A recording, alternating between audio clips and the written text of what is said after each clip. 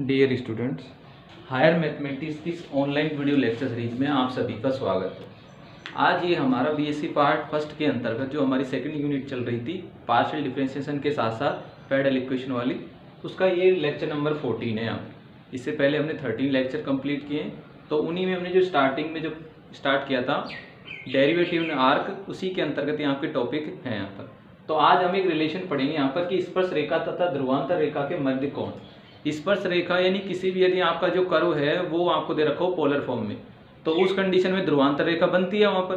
तो ध्रुवांतर रेखा तथा स्पर्श रेखा के मध्य जो कोण जनरेट होगा उसको हमें कैलकुलेट करना है कि वास्तव में उसकी अदर स्टेप में उसकी वैल्यू को आप कैसे फाइंड आउट कर पाओगे। देखो यहाँ पर डायग्राम के अकॉर्डिंग ये हमारी क्या है, ध्रुवांतर रेखा है जो कि O से जा रही है, P से गुजरती हुई M तक जा रही है। यहाँ पर ये आपकी ध्रुवांतर रेखा है और ये P पॉइंट पर ये हमारी क्या है, कोई स्पर्श रेखा है। P पॉइंट पर ये आपको दिखाई दे रही है, ये क्या है, एक स्पर्श रेखा है। तो हमें इस ध्रुवांतर रेखा तथा स्पर्श रेखा के मध्य जो कोण फाई बन रहा है इसको हमें कैलकुलेट करना है यहाँ पर, ठीक है। और यहाँ पर P के नजदीकी कोई बिंदु है, क्यों, उसके कोऑर्डिनेट क्या है, क्योंकि बहुत ही निकटतम बिंदु है, तो हमने R में भी थोड़ा सा आंशिक परिवर्तन डेल्टा R कर दिया और थीटा में परिवर्तन डेल्टा थीटा कर दिया।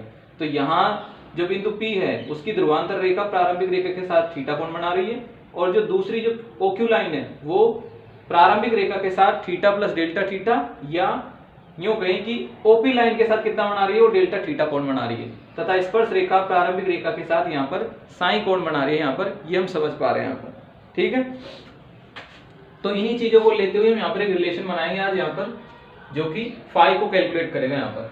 तो हमने जो चीज यहाँ पर कंसिडर करी है उसको मान लेते हैं कि माना किसी वक्र R equal to F theta पर कोई बिंदु P, और P के कोऑर्डिनेट लिख दिया R थीटा, स्थित है, तथा P के निकट Q के कोऑर्डिनेट क्या हो गए, R plus delta R, theta plus delta theta स्थित है, उपस्थित,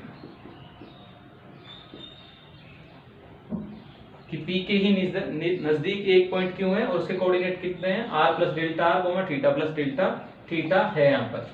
तब हमें कोण फाई ज्ञात करना है। तो फाई को कैलकुलेट करने के लिए फाई के लिए आप एक रिलेशन ऐसा बना सकते हो, कैसा, कि जो हमारा फाई होगा यानी जो कोण है इन दोनों के मध्य वो उसी रूप में कन्वर्ट हो जाएगा यदि Q बहुत ही नजदीक आ जाए, कहां पर, P के नजदीक आ जाए। कि जो हमारा Q है वो यदि P के नजदीक आ जाएगा तो ये जो कोण आपको दिखाई दे रहा है ये यहाँ से यहाँ तक का ये किसमें कन्वर्ट हो जाएगा, ये फाई में कन्वर्ट हो जाएगा।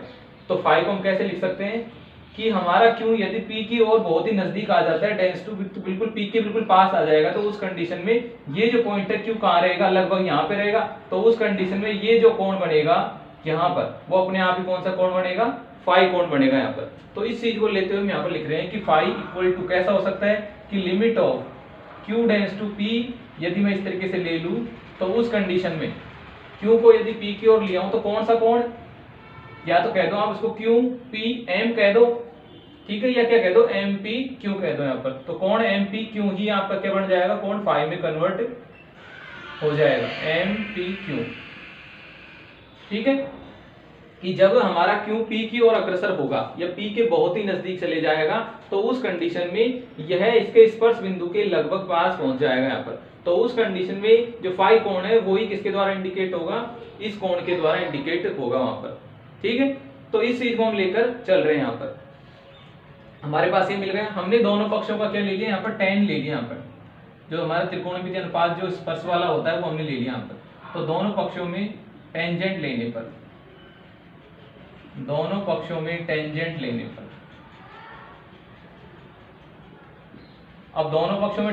लेंगे तो यहाँ पर क्या आ जाएगा, tan फाई इक्वल टू आ जाएगा limit of Q tends to P, और यहाँ पर आ जाएगा tan एंगल MPQ।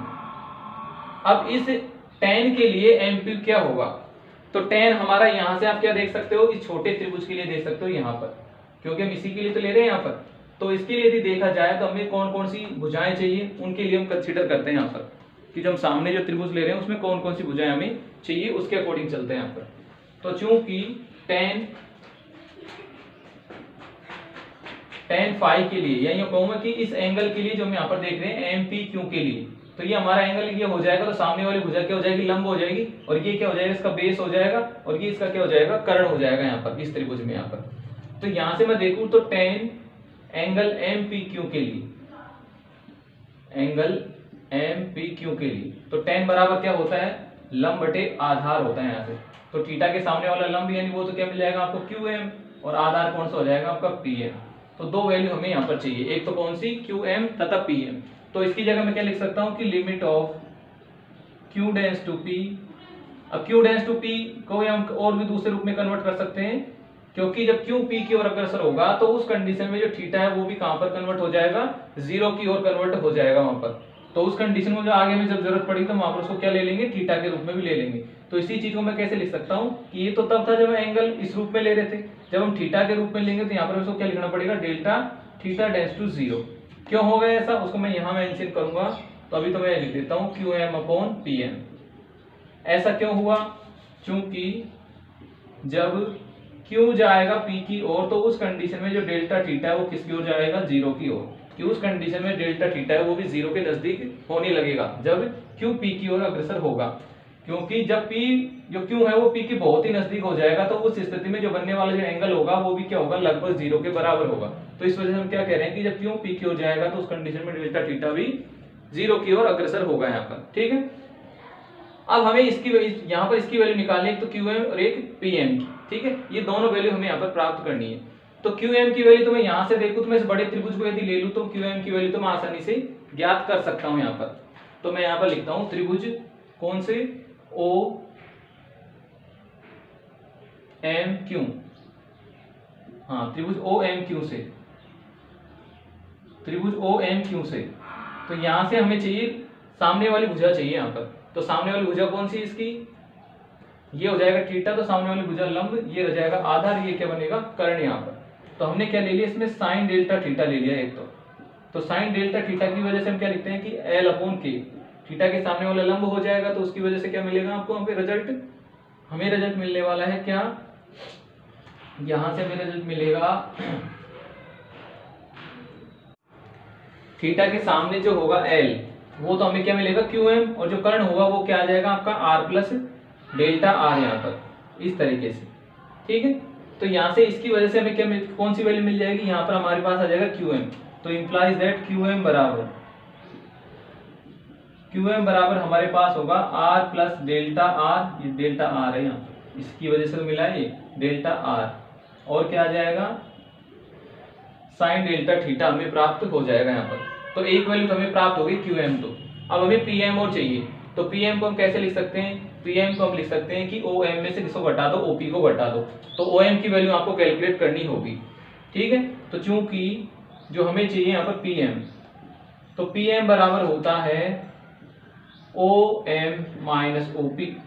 ओ एम में से किसको घटा दो, ओपी को। ओपी का मान हमारे पास कितना है, आर है, तो सिर्फ हमें कौन चाहिए, ओ एम। तो ओ एम हमें चाहिए यहाँ पर। तो ओ एम के लिए हम फिर से कौन से त्रिभुज का इस्तेमाल करेंगे, बड़े वाले त्रिभुज का, और वहां पर दूसरा त्रिकोणमितीय अनुपात यूज मिलेंगे कोस डेल्टा थीटा। तो कोस डेल्टा थीटा बराबर होता है आधार बटे कर्ण। आधार की वैल्यू आपकी वही होगी जो हमें चाहिए ओ एम, और कर्ण क्या था हमारा आर प्लस डेल्टा आर था।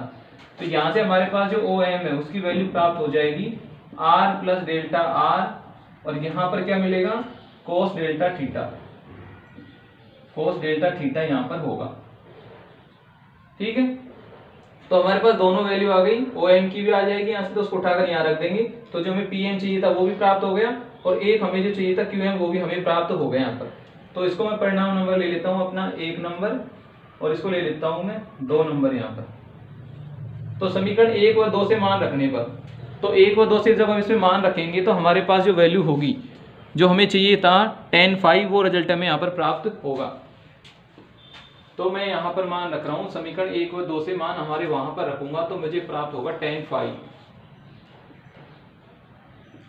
tan फाई बराबर हो गया, देखो limit of delta theta tends to 0, और उस कंडीशन में क्या होगा क्यू एम। तो क्यू एम का मान हमने ज्ञात किया था, वो आया था R plus delta R sine delta theta, और जब दूसरा प्राप्त किया तो दूसरा में प्राप्त हुआ कौन सा, ओ एम का मान रखने पर देखो यहां से मिलेगा R plus delta R cos delta theta और माइनस का आर, इस तरीके से हमें प्राप्त होगा।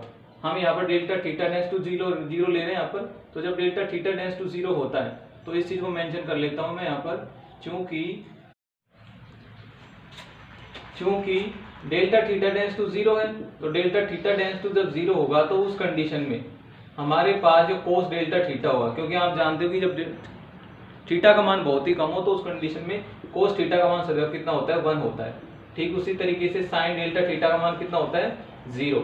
तो जो delta theta cos delta theta है वो तो 1 में कन्वर्ट हो जाएगा, और जो साइन डेल्टा थीटा है वो किस में कन्वर्ट हो जाता है, डेल्टा थीटा में, क्योंकि साइन 0 की वैल्यू कितनी होती है, 0। अब ये 0 इसलिए दे रहा था क्योंकि थीटा का मान यहाँ पर बहुत ही कम था, तो हम हमारे डेल्टा थीटा है उसको भी इक्विवेलेंस लगभग किसके मान रहे, 0 के, कि वो 0 है नहीं लेकिन वो लगभग उसका मान क्या है, 0 के बहुत ही नजदीक है वहां पर। ठीक है, तो उस कंडीशन के कारण साइन डेल्टा थीटा का मान कितना आ जाएगा, डेल्टा थीटा, और कोस डेल्टा थीटा का मान आ जाएगा 1। अब इन दोनों कंडीशंस को यहाँ रखें मैं यहाँ पर, तो मुझे प्राप्त होगा limit of delta theta tends to 0, और यहाँ पर आ जाएगा r प्लस डेल्टा r, और बाहर क्या रहेगा, डेल्टा थीटा। नीचे देखिए यहाँ क्या मिलेगा, r प्लस डेल्टा r, और मिलेगा यहाँ से 1, और यहाँ से आ जाएगा r।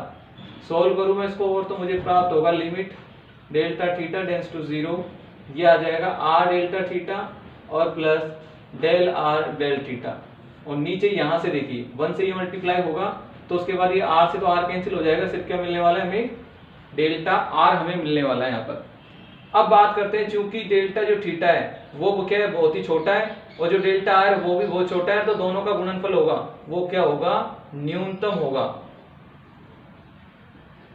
या कहूं is very very less than to 1, is very very less than to 1, कि यहाँ पर ये तो बहुत ही छोटी राशि है क्योंकि डेल्टा थीटा को हम 0 की इक्विवेलेंस मान रहे हैं, और जो डेल्टा r होगा वो भी बहुत छोटा होगा, और जब दो छोटी राशियों का जब गुणनफल होता है तो परिणाम और भी छोटा प्राप्त होता है। तो उसके बेसिस पे हम क्या कह रहे हैं कि delta theta dot delta r is very very less than to 1, तो उस कंडीशन में लगभग इसको मान सकते हैं कि लगभग ये 0 होगा। तो 0 होगा तो इसको लिखने का कोई महत्व नहीं है यहाँ पर, तो हमने इसको क्या लिख दिया कि limit of delta theta tends to 0 r delta theta divided by del r, और जब मैं इसकी थीटा टेंड्स टू 0 पर लिमिट लेता हूं तो किसमें कन्वर्ट हो जाएगा, r d theta upon D are में ये कन्वर्ट हो जाएगा, r d theta upon D are में।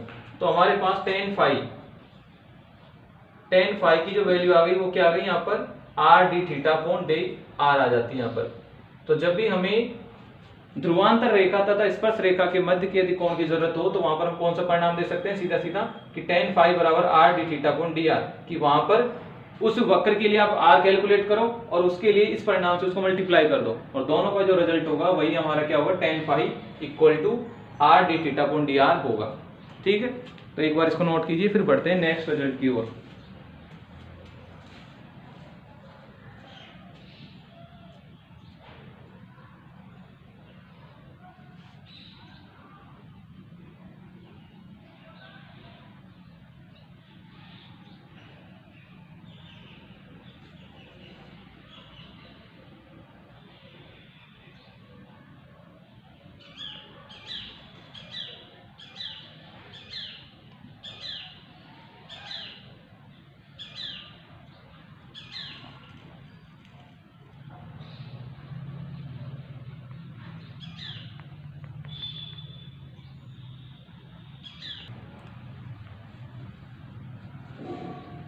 अब बढ़ेंगे इसके नेक्स्ट पॉइंट की ओर, जो कि होगा हमारा ध्रुवांतर रेखा पर मूल बिंदु से डाले गई लंब की लंबाई, या सॉरी स्पर्श रेखा पर डाले गए लंब की लंबाई, ध्रुव से स्पर्श रेखा पर डाले गए लंब की लंबाई।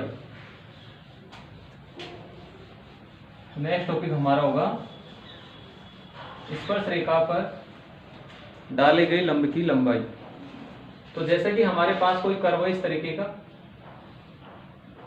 हमने एक छोटा कर्व लिया है यहाँ पर कुछ इस तरीके से, और ये यहाँ पर हो गई हमारी इनिशियल लाइन हो गई यहाँ पर। ठीक है, इस पर कोई पॉइंट यहाँ स्थित है, और इस पॉइंट पर जो स्पर्श रेखा है वो कुछ इस तरीके की है यहाँ पर।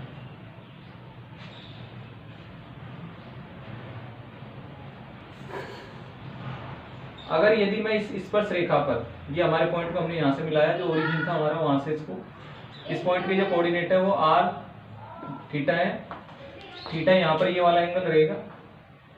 ये आपका कोण कौन सा था, फाई, क्योंकि हमने कहा था ध्रुवांतर रेखा तथा स्पर्श रेखा के मध्य जो कोण होता है वो कौन सा होता है आपका, फाई।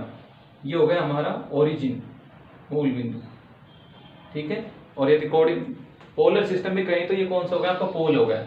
तो इससे यदि मैंने इसकी स्पर्श रेखा पर यदि ये लंब डालता हूं मैं यहाँ पर, जो कि इसको पी एम पॉइंट पर इंटरसेक्ट करता है, तो हमें इस लंब की लंबाई चाहिए, जो कि हमें जहाँ पर पी से इंडिकेट करेंगे उसको, यहाँ पर हम उसको पी से इंडिकेट करेंगे, स्मॉल पी से। तो हमें ये लंबाई चाहिए यहाँ पर, ठीक है। बाकी हमारे पास ये पता है कि ये क्या होता है आपका, कोण साइन हो जाएगा, ये कोण आपका थीटा हो जाएगा, और ये कोण फाई है तो अंदर वाला कोण भी कितना हो जाएगा, फाई यहाँ पर हो जाएगा, ठीक है। तो बाकी जो सारी चीजें हमारे पक्ष में, हमें ये लंबाई ज्ञात करनी है कि जो पी स्मॉल पी हमारे पास है वो कितना होगा यहाँ पर। तो हम जानते हैं, चूंकि ये बस सीधा सीधा लिखूं यहाँ पर, पहला पॉइंट को लिखते हैं, स्पर्श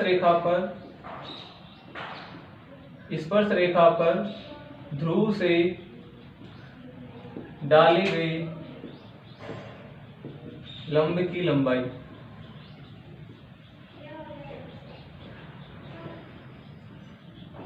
स्पर्श रेखा पर ध्रुव से डाले गए लंब की लंबाई, ठीक है। तो ये हमें यहाँ पर ज्ञात करना था। तो उसके लिए हमें जो जो चीज हमें कंसीडर करनी होगी उनको हमने कंसीडर किया है एक बार यहाँ पर। तो यहाँ पर हमने माना वक्र का समीकरण, r बराबर एफ थीटा है, तथा वक्र पर कोई बिंदु r थीटा है। P इसका नाम है, जो कि हमने यहाँ पर लिया है इस बिंदु का, तो P इसका नाम है, ये क्या है, उस वक्र पर स्थित कोई बिंदु है यहाँ पर। तो इसके कोऑर्डिनेट कितने हैं, r थीटा, जहाँ पर r हमारी क्या हो जाएगी, ये ध्रुवांतर रेखा की लंबाई हो जाएगी, थीटा ध्रुवांतर रेखा का प्रारंभिक रेखा, इस रेखा के साथ बना गया कोण हो गया यहाँ पर, ठीक है। तथा P पर स्पर्श रेखा PM है,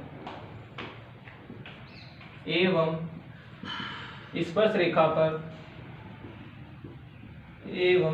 रेखा पर O से डाले गए लंब की लंबाई,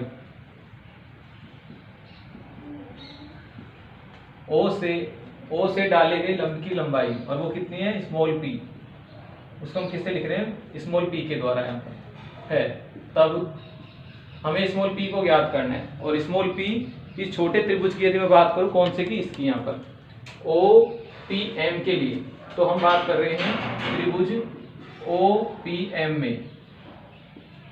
त्रिभुज OPM की हम बात करें तो यहाँ से हमें क्या प्राप्त होगा कि हम यहाँ पर, यदि यहाँ पर हम साइन फाई लें यहाँ पर, तो साइन फाई की वैल्यू क्या होती है, या कहीं साइन की एंगल वाली बात करें यहाँ पर, तो साइन की वैल्यू क्या होती है, लंब बटे क्या होती है, कर्ण होती है।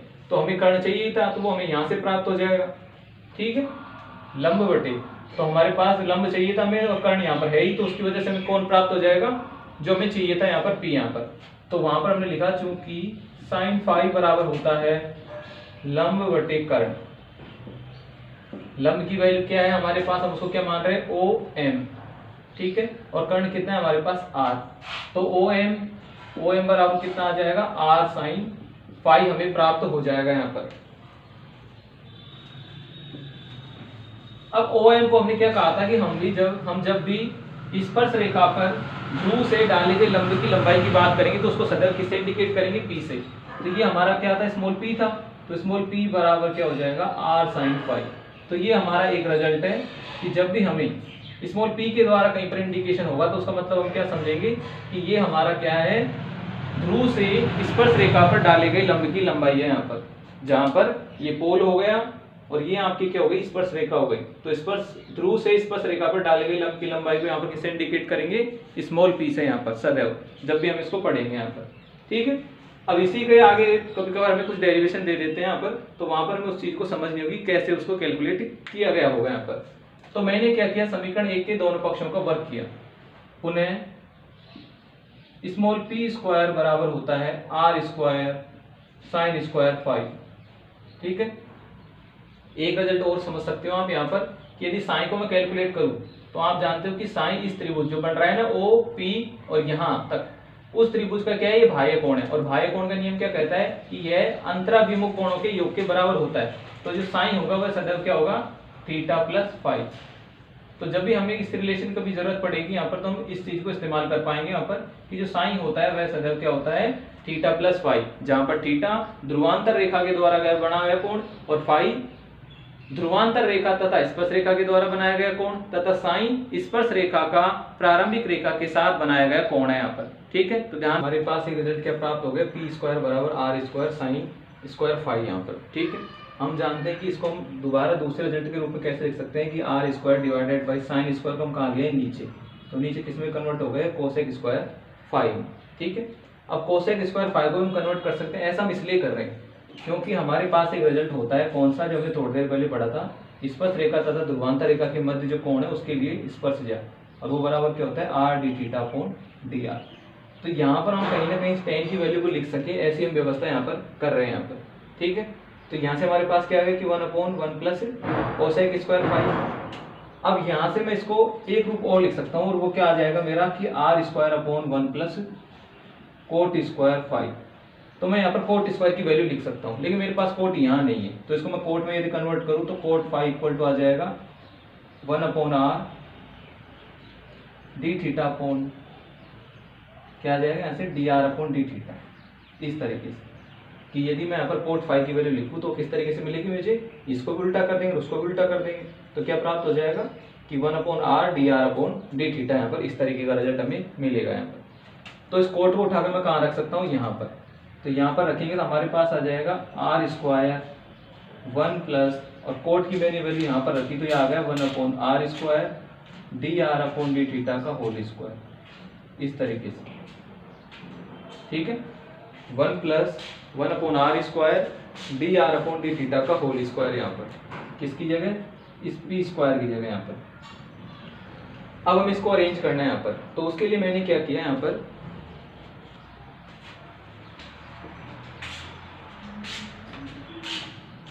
यहाँ पर हमने इसे इस तरीके से लिखा कि हम इस पी स्क्वायर को तो यहाँ लिया, इसको कहाँ ले गए, इधर ले गए यहाँ पर। तो हमने इसको क्रॉस मल्टीप्लाई के अकॉर्डिंग लिख लो यहाँ पर इस तरीके से कि पी स्क्वायर तो यहाँ आ जाएगा और ये कहाँ चले जाएंगे, सब उधर। तो हमारे पास आ गया 1/1 प्लस 1/r का square D R upon D theta का होल स्क्वायर, और नीचे आ जाएगा हमारे पास क्या है यहाँ से आर स्क्वायर, और इधर को क्या आ गया 1/p स्क्वायर। ठीक है, ये इधर चले गया, और ठीक है ये यहाँ आ गया, ये यहाँ आ गया इसके नीचे। तो हमने इसको इस तरीके से लिख दिया। आगे इसको और सोल्व करें तो आर स्क्वायर से इसको डिवाइड करूँगा तो ये तो कन्वर्ट हो जाएगा आर स्क्वायर में, ये कन्वर्ट किस में हो जाएगा, r4 D R upon D theta का होल स्क्वायर। यहाँ पर इसका भी होल स्क्वायर होगा, तो यहाँ पर इसका भी क्या आ जाएगा, होल स्क्वायर बराबर 1/p स्क्वायर। तो फाइनली हमें एक रिजल्ट मिल गया कि 1/p square equal to 1/r square equal plus 1/r4 and D R upon D theta का होल स्क्वायर है। तो ये हमारा क्या होता है, एक रिजल्ट होता है किसमें, पी तथा आर के मध्य यहाँ पर। तो यदि आपको डायरेक्ट ये रिजल्ट दे दिया जाए, उसको कैलकुलेट करने के लिए कहा जाए, तो हम इस तरीके की प्रोसेस यूज में लेंगे कि यहाँ पर ये क्या है, स्पर्श रेखा पर ध्रुव से डाले गए लंब की लंबाई है, और ये हमारा जो ध्रुवीय रूप होता है उसका आर है यहाँ पर। ठीक है, तो जब भी हमें इस तरीके का रिजल्ट दे दिया जाएगा तो हम इसको इस तरीके से अरेंज करेंगे यहाँ पर। ठीक है, एक इसका अन्य भाग और है यहाँ पर, इसका अन्य रूप उसको भी पढ़ लेते हैं एक बार। यदि यहाँ पर हम r को एक नए वेरिएबल्स के रूप में रिप्रेजेंट करें, यहाँ पर हम क्या लिखें, यहाँ पर r को एक नए वेरिएबल के यूज में, कि माना जो हमने r यूज में लिया है उसकी जगह क्या लिख दूंगा, 1/u लिख दूं यहाँ पर। इसी का एक फॉर्म है जो कि एग्जाम में यदि आपसे वो वाला रिजल्ट पूछे तो आप उसको भी ऐसे कन्वर्ट कर सकते हो। तो r की जगह यदि हम u लिख दें, यहाँ पर r की जगह क्या लिख दें, 1/u, तो उस कंडीशन में हमारा क्वेश्चन कैसा चेंज हो जाएगा, हमारा क्वेश्चन होगा, एक तो ये भी हमें चेंज करना होगा वहाँ पर, और एक ये भी हमें चेंज करना होगा। तो हम इसको लिखेंगे, यहाँ पर हमें चाहिए यहाँ पर D R upon D theta की वैल्यू। तो यहाँ से मैंने निकाली D R upon D theta equal to, ये तो आ जाएगा D R upon D theta, और यहाँ से हम इसको कैसे लिखेंगे कि पहले मैं इसका थीटा के लिए करूँगा तो ये आ जाएगा क्या कि माइनस का 1/u स्क्वायर, और जब अगेन करूँगा तो ये क्या आ जाएगा D you upon D theta. यानी मैंने इसको इस तरीके से कन्वर्ट कर लिया। कि जो हमारे पास रिजल्ट था उसका मैंने किसके सापेक्ष कर दिया, थीटा के सापेक्ष मैंने क्या कर दिया, उसका अवकलन कर दिया। तो ऐसा करने पर हमारा रिजल्ट इस तरीके का होगा। ठीक है, अब इनको हम क्या करेंगे, लिखेंगे इसमें जो हमारा रूप चाहिए था उसमें यहाँ पर। तो हमारे पास ये भी आ गया और r का मान भी आ गया, तो उसको हम कैसे लिख पाएंगे कि 1/p² बराबर, तब 1/p² ये एज इट इज 1/r² की जगह क्या आ जाएगा, u²। तो ये तो कन्वर्ट होगा u² में, ये किस में कन्वर्ट हो जाएगा, u4 में कन्वर्ट हो जाएगा ये, क्योंकि ये है ना जस्ट बिल्कुल उल्टा। तो u यहाँ आ जाएगा, ये यहाँ आ जाएगा, तो u में कन्वर्ट हो जाएगा ये। और आगे जब हमने dr/dθ की वैल्यू देखी तो हमें प्राप्त हुई थी माइनस का 1/u² du/dθ। तो यहाँ से u² से u² को मैं हटा दूँ तो मुझे प्राप्त हो जाएगा कि u² और एक चिन्ह किस में कन्वर्ट हो जाएगा, माइनस का इसमें, और यहाँ पर आ जाएगा u² du/dθ। ठीक है, इस तरीके से। तो हम इसको कैसे लिख सकते हैं, दूसरे रिजल्ट हमारा ये आ जाएगा कि u² माइनस का u² du/dθ यहाँ पर।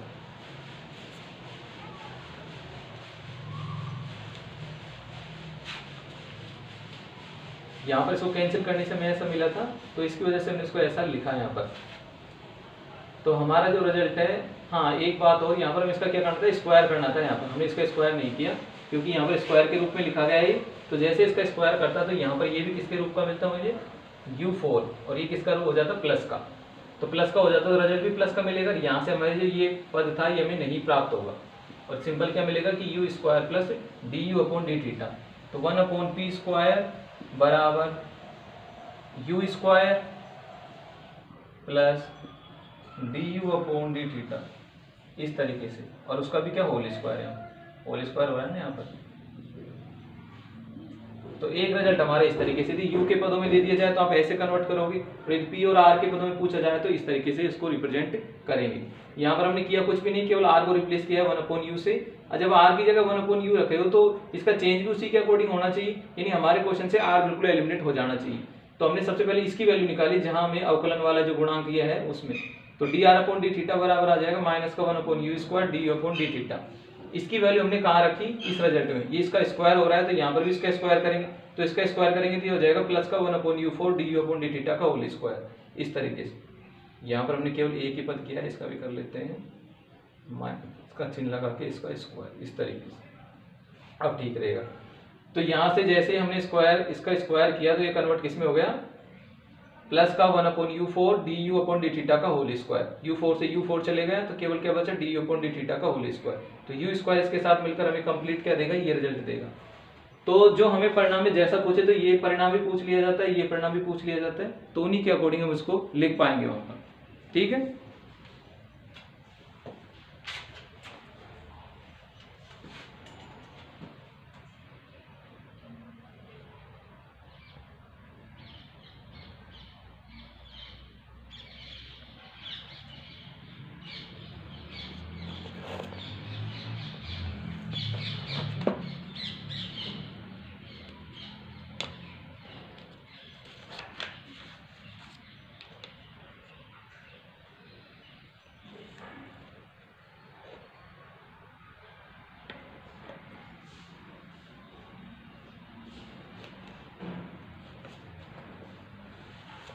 नेक्स्ट है हमारा पदिक समीकरण, पैडल इक्वेशन।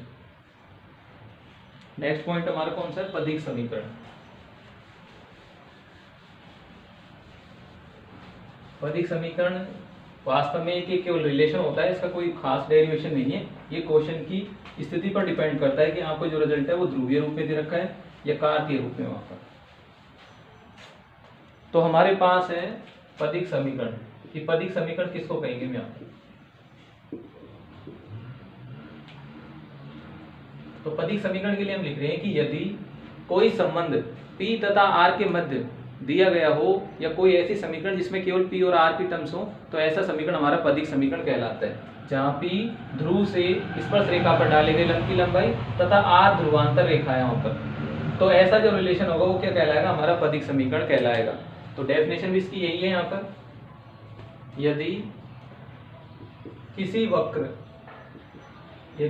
वक्र r बराबर f थीटा के लिए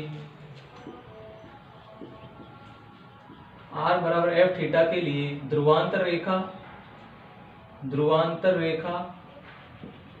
r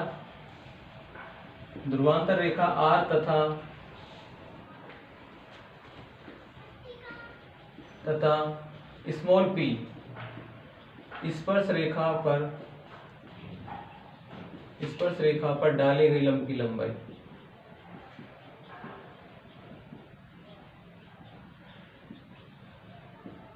ध्रुवांतर रेखा तथा स्मॉल p के मध्य संबंध, ये लंबाई है यहाँ पर।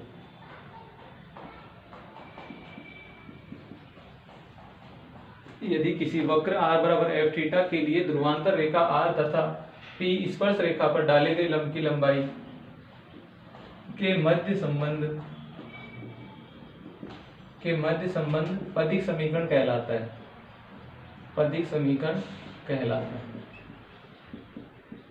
ठीक है, तो वहां पर हमारा संबंध क्या कहलाएगा, पदिक समीकरण। आप किसी भी तरीके से उसे अरेंज कीजिए, ये हमारे क्वेश्चन की स्थिति पर डिपेंड करेगा।